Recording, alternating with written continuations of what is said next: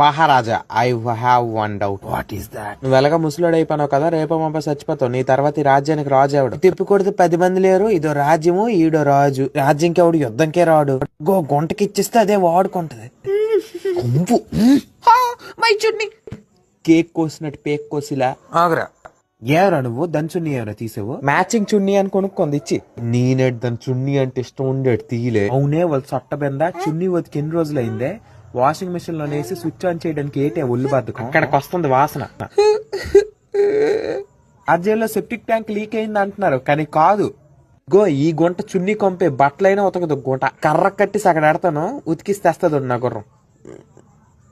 నీసం బట్టలు ఉతుక్కోవడం రాదు, ఏమంటే బైర్వా అని ఆడానికతలు తిరుగుతుంది. నేను ఎల్లు ఉతికిస్తే అవాలా మహారాజా? బాగా ఉతుకుతావా?